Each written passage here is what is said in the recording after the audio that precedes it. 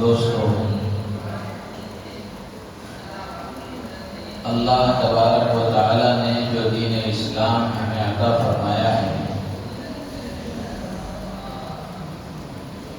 یہ دین زندگی کے ہر گوشے اور ہر شعبے کے احکامات بتلاتا ہے۔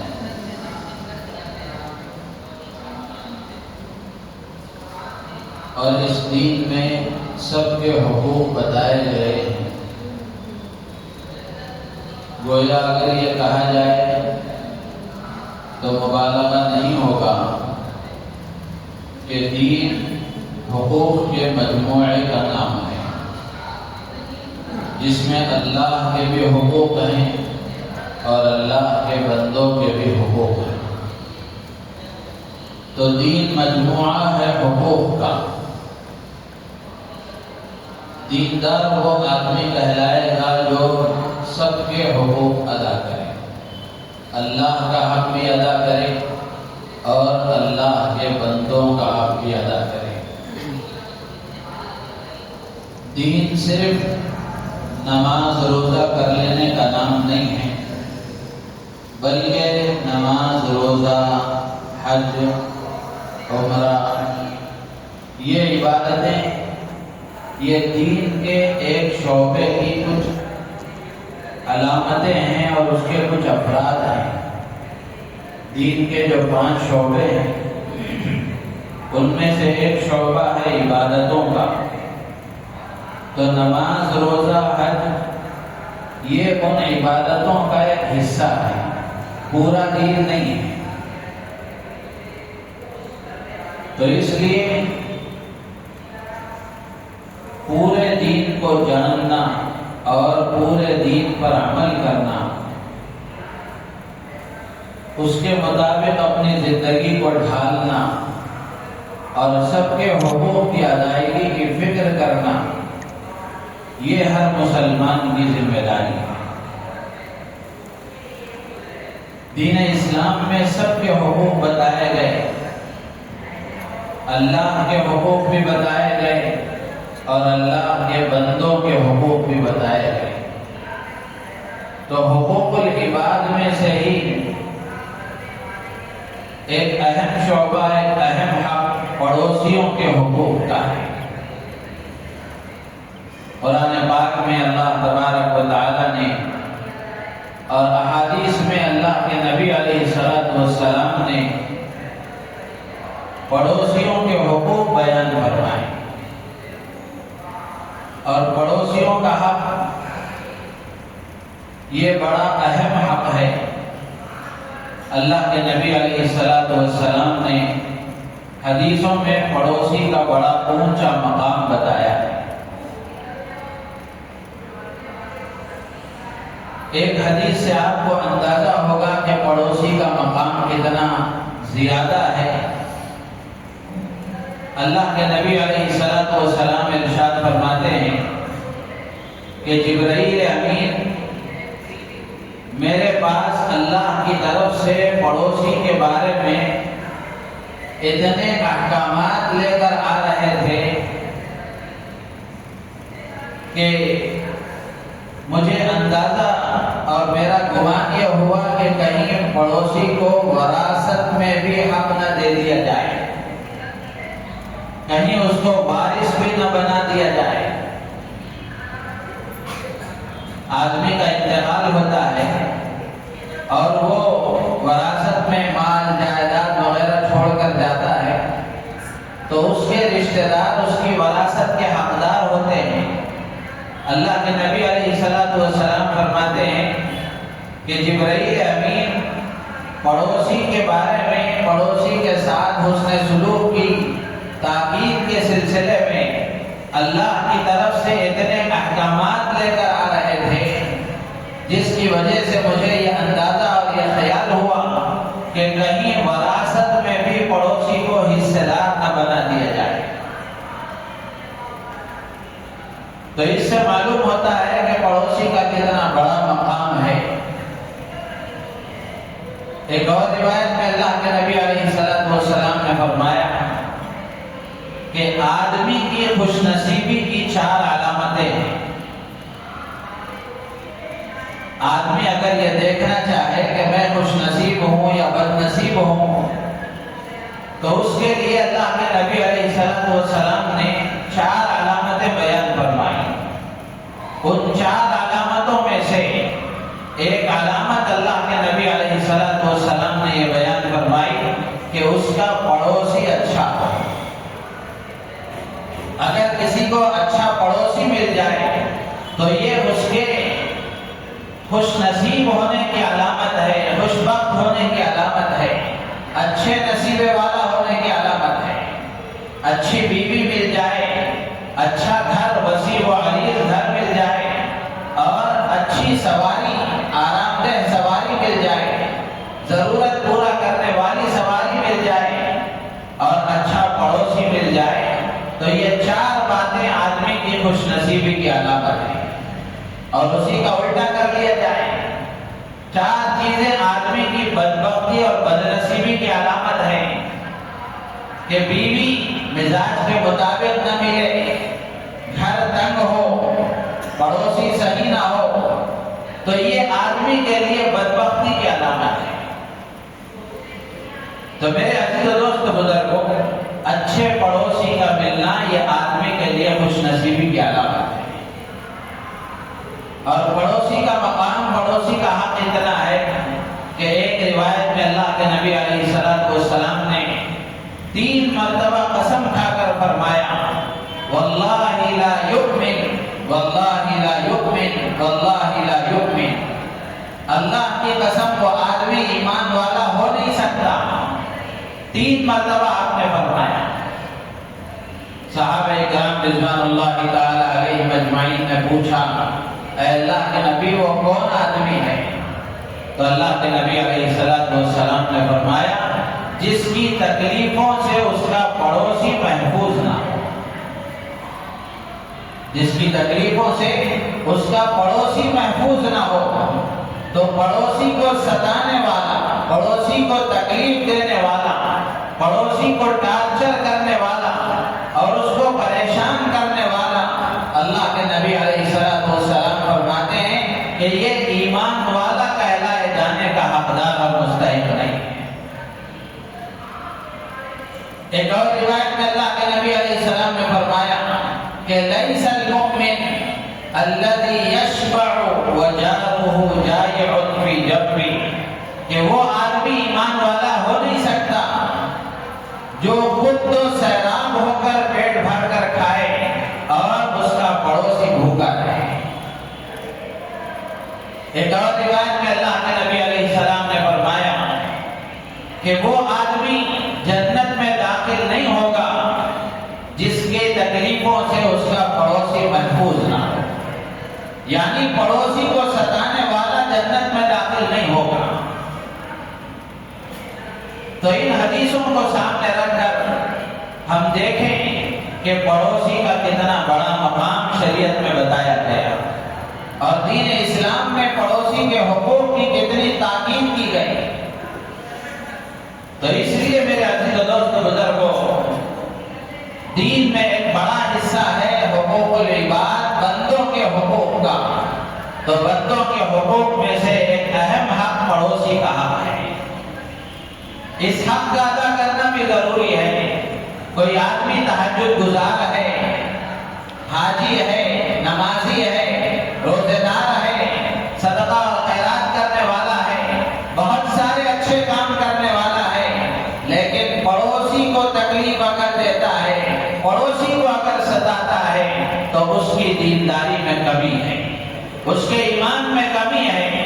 اس لیے کہ اللہ کے نبی نے 3 مرتبہ قسم کھا کر فرمایا، واللہ لا یؤمن، وہ آدمی مومن ہو نہیں سکتا، وہ آدمی ایمان والا ہو نہیں سکتا، وہ کامل ایمان والا کہلائے جانے کا مستحق نہیں ہے جو پڑوسی کو تکلیف دیتا ہے۔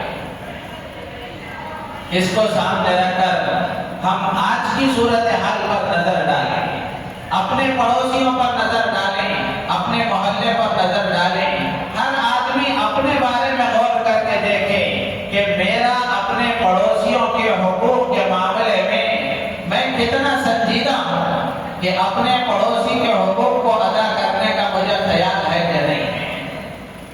آج کی جو صورتحال ہے وہ ایسی ہے کہ ایک ہی بلڈنگ میں رہ رہے ہیں اور برابر والے مکان میں رہنے والا سال گزر جاتے ہیں، نہ اس سے کوئی جان پہچان ہوتی ہے، نہ اس کے حال احوال معلوم کرنے کی فکر ہے۔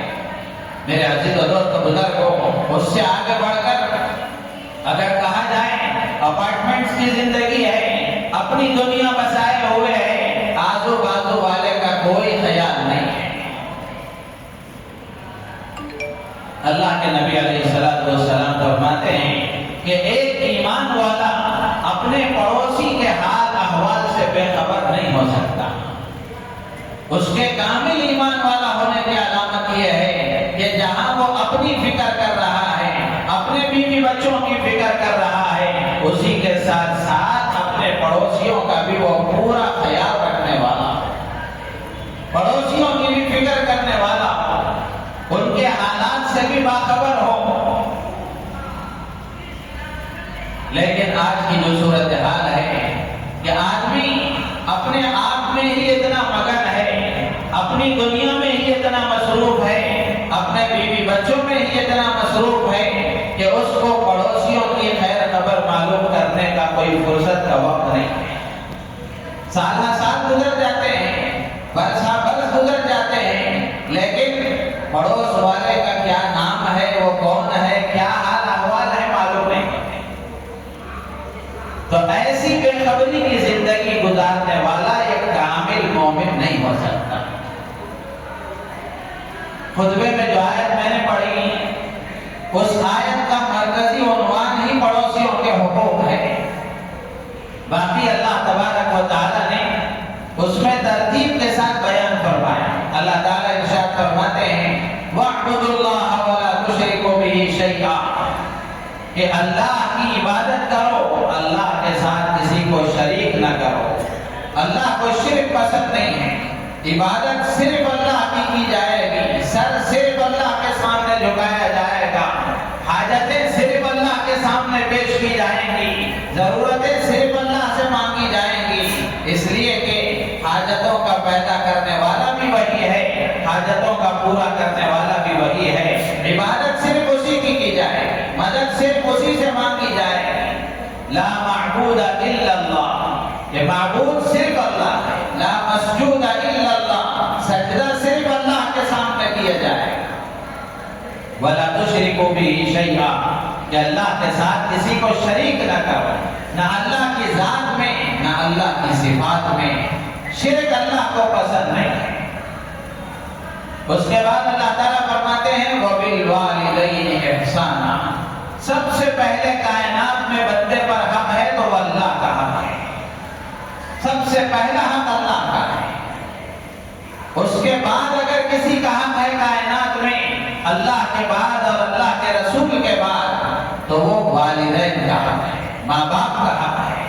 وَبِالْوَالِدَيْنِ إِحْسَانًا، اللہ تعالیٰ فرماتے ہیں کہ ماں باپ کے ساتھ اچھا سلوک کرو، ماں باپ کے ساتھ حسن سلوک کرو۔ اسی لیے حدیثوں میں فرمایا گیا کہ جو آدمی ماں باپ کے ساتھ حسن سلوک کرتا ہے، ان کی خدمت کرتا ہے، ان کی دعائیں لیتا ہے اور ان کو خوش رکھتا ہے، تو ایسا خوش نصیب بیٹا اور ایسی خوش نصیب بیٹی، ایسی خوش نصیب اولاد جب ماں باپ پر نظر ڈالتی ہے، اللہ تبارک و تعالیٰ ان کو حج و عمرے کا ثواب عطا فرماتے ہیں۔ اس کے مقابلے میں اگر ماں باپ کا نافرمان ہے، ماں باپ کو ستانے والا، ان کو تکلیف پہنچانے والا، ان کا دل دکھانے والا اور ان کو ناراض کرنے والا، ان کو پریشان کرنے والا اگر کوئی ہے، اللہ کے نبی علیہ السلام نے فرمایا، حدیث میں موجود ہے کہ قیامت کے دن بہت سارے گناہوں کے بارے میں اللہ کے نبی نے فرمایا کہ ان کی سزائیں اور اس کا عذاب اللہ تعالیٰ قیامت میں عطا فرمائیں گے، لیکن ماں باپ کی نافرمانی کی سزا یہ ہے کہ اللہ تبارک و تعالیٰ دنیا میں بھی اس کی سزا اسے عطا فرمائیں گے۔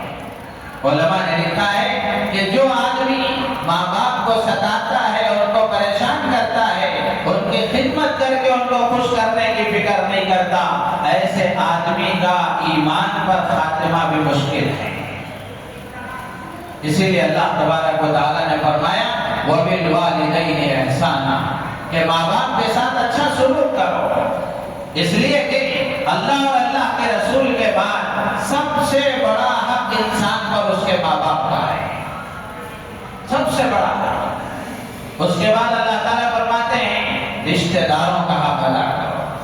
ماں باپ کے بعد سب سے بڑا حق رشتہ داروں کا ہے، ان کے حقوق کو ادا کرنا اور ان کے جو حقوق شریعت میں بتائے گئے ان حقوق کی ادائیگی کی فکر کرنا۔ اور پھر اس کے بعد اللہ تعالیٰ فرماتے ہیں ماں باپ کا حق ہے، رشتہ داروں کا حق ہے، اور اس کے بعد یتیموں، مسکینوں اور بیواؤں کا حق ہے، ضرورت مندوں کا حق ہے۔ اور پھر اس کے بعد اللہ تعالیٰ فرماتے ہیں وَالْجَارِ ذِي الْقُرْبَى وَالْجَارِ الْجُنُبِ وَالصَّاحِبِ بِالْجَنبِ، پڑوسی کا حق ہے۔ ان تینوں کا اگر مجموعی طور پر ترجمہ کیا جائے تو پڑوسی کا معنی آتا ہے، لیکن پڑوسی کے لیے تین لفظ اللہ تعالیٰ نے اس میں ارشاد فرمائے ہیں وَالْجَارِ ذِي الْقُرْبَى وَالْجَارِ الْجُنُبِ وَالصَّاحِبِ بِالْجَنبِ۔ حضرات مفسرین نے اس کے تحت پڑوسی کی مختلف قسمیں لکھی ہیں۔ سب سے پہلی بات اللہ تعالیٰ نے فرمائی وَالْجَارِ ذِي الْقُرْبَى، کہ ایسا پڑوسی جو بالکل اس کا گھر ہمارے گھر سے لگا ہوا ہے، بالکل ہمارے سے متصل ہے، قریب ہے، ایسا پڑوسی، اس کے ساتھ حسن سلوک کیا جائے۔ وَالْجَارِ ذِي الْقُرْبَى وَالْجَارِ الْجُنُبِ، اور ایسا پڑوسی جو دو چار گھر کے فاصلے کے ساتھ رہتا ہے، بالکل لگا ہوا گھر ہے یا دو چار گھر دور رہتا ہے، دونوں پڑوسیوں کے بارے میں اللہ تبارک و تعالیٰ فرماتے ہیں کہ ان کے ساتھ حسن سلوک کیا جائے۔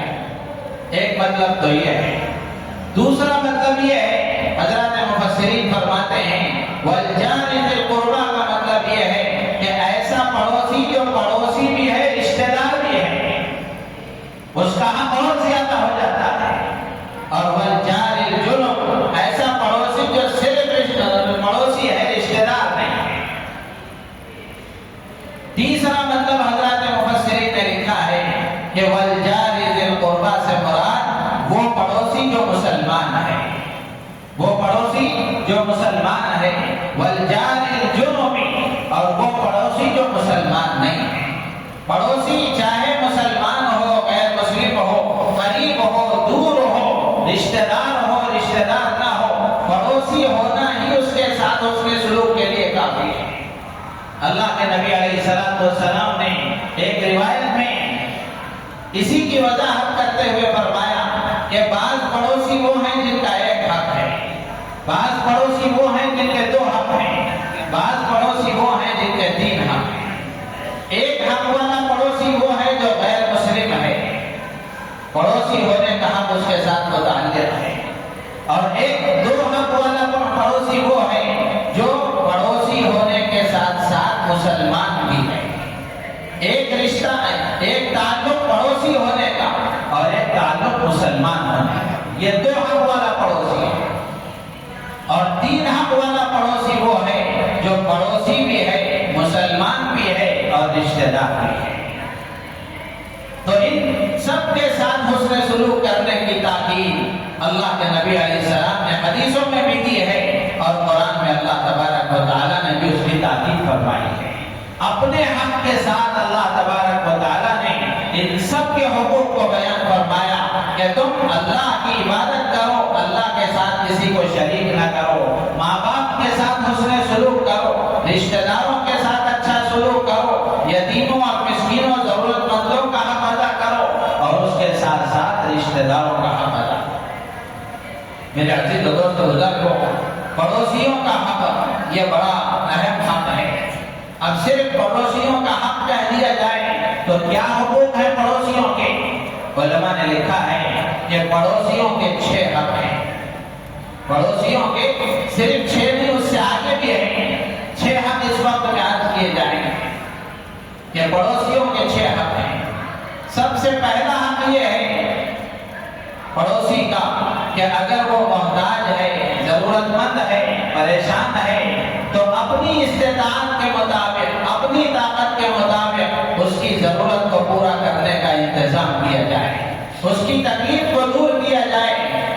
ضرورت کو پورا کیا جائے۔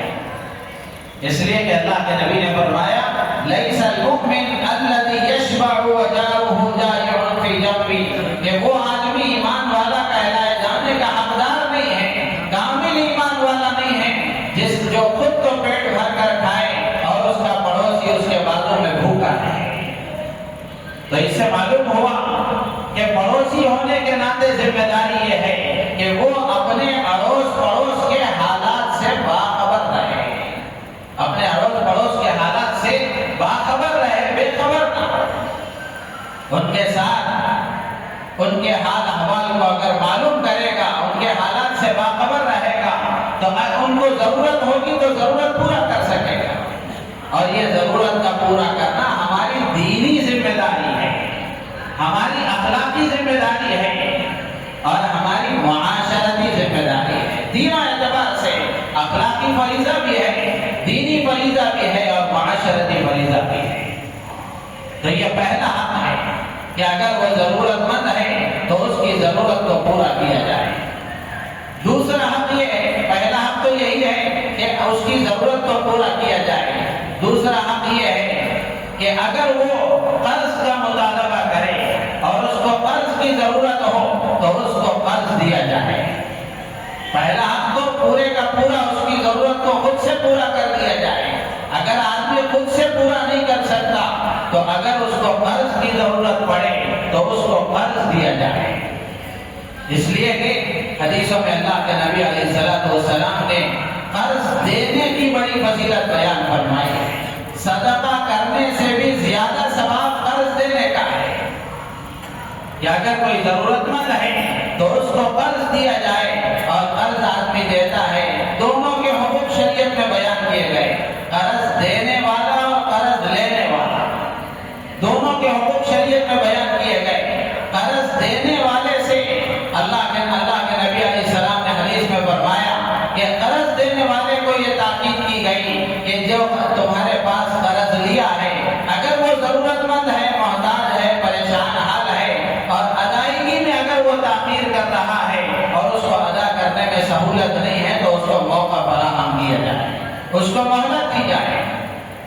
اور پھر اس پر ثواب بتایا گیا کہ آدمی قرض لینے والے کو ادائیگی میں اگر اس کو سہولت نہ ہو اور وہ تاخیر کر رہا ہو تو جتنے دن وہ تاخیر کرے گا ہر دن اللہ تبارک و تعالیٰ اس کو صدقہ کرنے کا ثواب دے گا۔ جتنا قرض اس نے دیا ہے اتنا قرض روزانہ صدقہ کرنے کا اللہ تعالیٰ اسے ثواب عطا فرمائیں گے، مہلت دینے کی بنیاد پر۔ اور قرض لینے والے سے کہا گیا کہ قرض لینے والا جلد سے جلد قرض ادا کرنے کی فکر کرے، ٹال مٹول نہ کرے، سہولت ہونے کے باوجود قرض کی ادائیگی میں تاخیر نہ کرے۔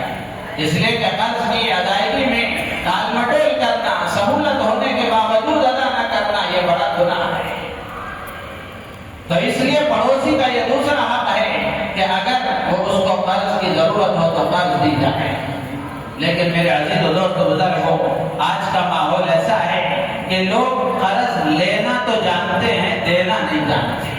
آج بھی بہت سارے اللہ کے ایسے نیک بندے موجود ہیں جو قرض دیتے ہیں لیکن لینے والا ادا کرنے کی فکر نہ کرے تو ایک دو مرتبہ کے تلخ تجربات کی وجہ سے وہ بھی اپنا ہاتھ کھینچ لے۔ تو اس لیے اگر پڑوسی ضرورت مند ہے، اس کو قرض کی ضرورت ہے تو یہ دوسرا حق ہے کہ اس کو قرض دیا جائے، اس لیے کہ قرض دینے کا بڑا ثواب ہے۔ علماء نے لکھا ہے اللہ والوں کا یہ معمول رہا ہے، اللہ والوں کا یہ معمول رہا ہے کہ اگر آدمی قرض کا مطالبہ کرتا ہے تو وہ اس کو قرض دیتے ہیں، دیتے وقت میں اس کو قرض کہہ کر دیتے ہیں۔ ضرورت کا مطالبہ کر رہا ہے، ضرورت کا اظہار کر رہا ہے تو وہ اس کو قرض کہہ کر دیتے ہیں، لیکن جب ادائیگی کا وقت آتا ہے تو وہ اس کا قرض معاف کر دیتے ہیں۔ پوچھا گیا کہ ایسا کیوں کیا جاتا ہے تو وہ کہتے ہیں کہ اس میں دوہرا ثواب ہے، ایک تو قرض دینے کا ثواب ہے اور دوسرا قرض کے معاف کرنے کا ثواب ہے، دونوں ثواب حاصل ہوتے ہیں۔ اسی لیے ہمارے اکابر میں حضرت اقدس تھانوی رحمۃ اللہ علیہ، حضرت مولانا شیخ ولی صاحب تھانوی رحمۃ اللہ علیہ کا یہ معمول تھا آج کے حالات کے اعتبار سے، آج کے حالات اور ماحول کے اعتبار سے اگر یوں کر لیا جائے تو یہ حضرت تھانوی رحمۃ اللہ علیہ کا معمول تھا کہ اگر کوئی آپ سے آ کر ضرورت کا تقاضا کرتا، ضرورت کا اظہار کرتا یا قرض کا مطالبہ کرتا تو اتنا قرض اس کو دیتے تھے کہ اگر واپسی نہ کر سکے تو کوئی صدمہ نہ ہو، تکلیف نہ ہو، پریشانی نہ ہو، تو اتنا قرض اس کو دیا کرتے تھے۔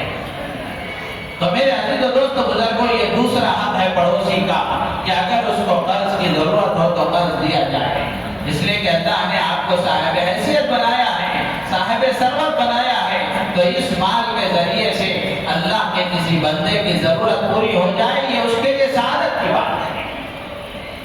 تیسرا حق ہے پڑوسی کا کہ اس کی خوشی میں آدمی شریک ہو، اس کی خوشی میں شریک ہو اور خوشی پر اس کو مبارکباد دی جائے۔ مثال کے طور پر کسی کے ہاں اولاد ہوئی یا اس کے کاروبار میں ترقی ہو گئی، اس کو اچھی ملازمت مل گئی یا کوئی بھی اور خوشی کا موقع ہے، تقریبات کا موقع ہے، فنکشنز کا موقع ہے، تو ایسے موقع پر ان کو مبارکباد دی جائے، خوشی کا اظہار کیا جائے۔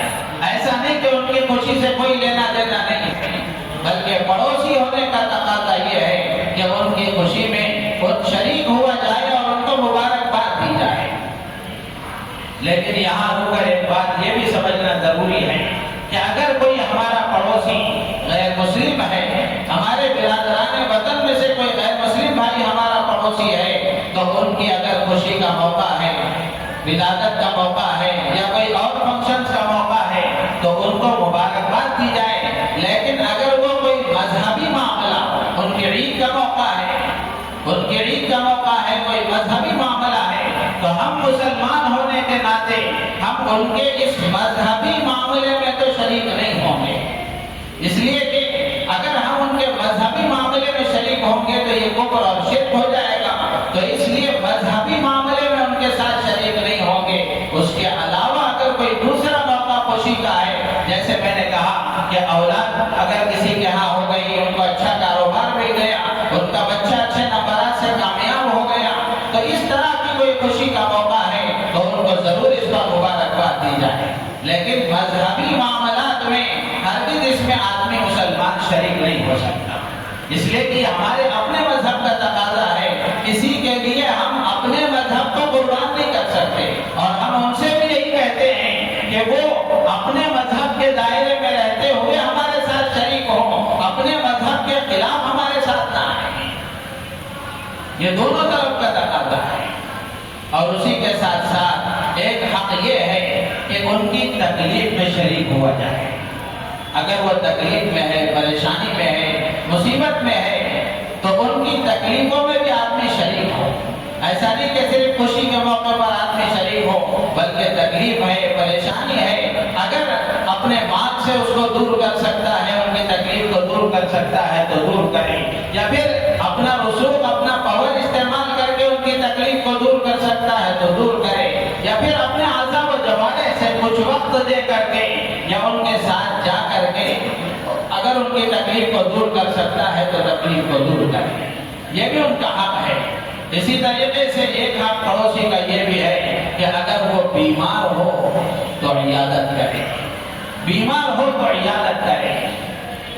عیادت کرنے کے لیے مسلمان ہونا شرط نہیں ہے، بیمار ہونا شرط ہے۔